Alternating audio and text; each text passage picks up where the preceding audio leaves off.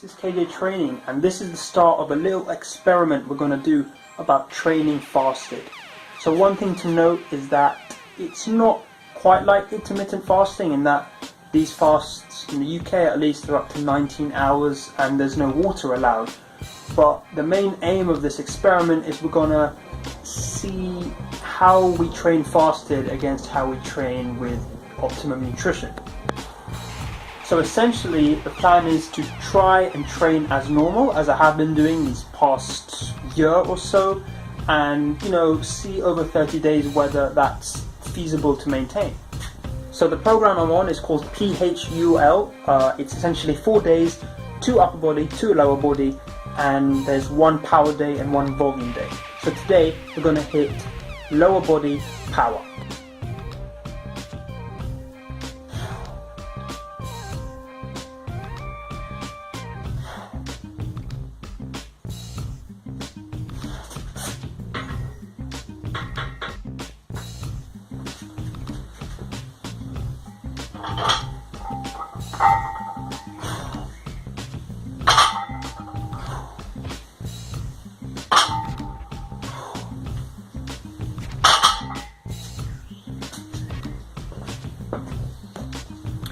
So one thing I've noticed from my heavy squats and deadlifts so far is that initially when training fasted, you should cut at least 10 to 15% of your usual working weight when you do have nutrition.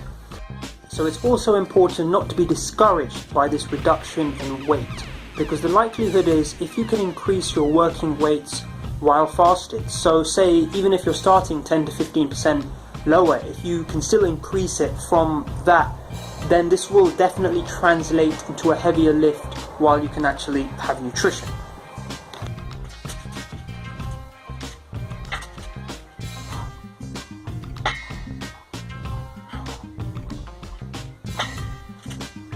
So 10 days in, the whole idea of fasting fatigue does catch up to you, and actually I just started a 9 to 5 job today, so that's going to be even more, because as you know, when you got long fasts, you're not going to sleep too much. You're going to get a maximum of 5-6 hours, and without any nutrition, that doesn't combine to make optimal training conditions.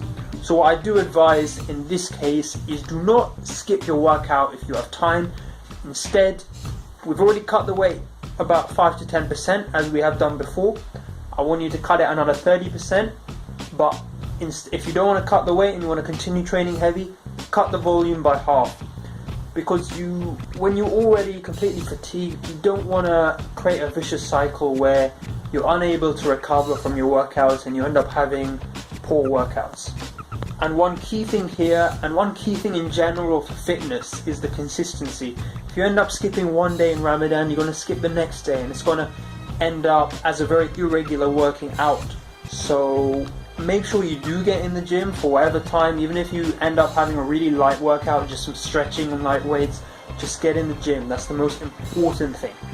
Update, the training is going surprisingly well in a fasted state.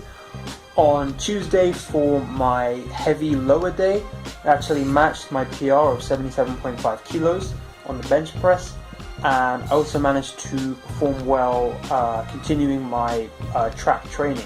So right now we're going to go into volume upper body training.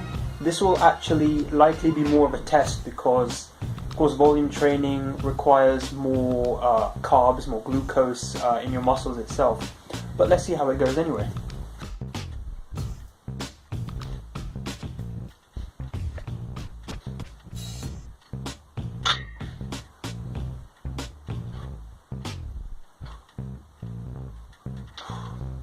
So, almost halfway through the month, and everything is going very smoothly in this experiment.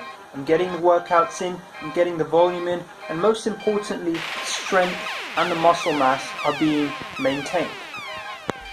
Now, it will be interesting to see if fatigue does take over in the second half of the month, but at this stage it's safe to say that fasted training is as effective as non-fasted training. It definitely can be done, and I do encourage it.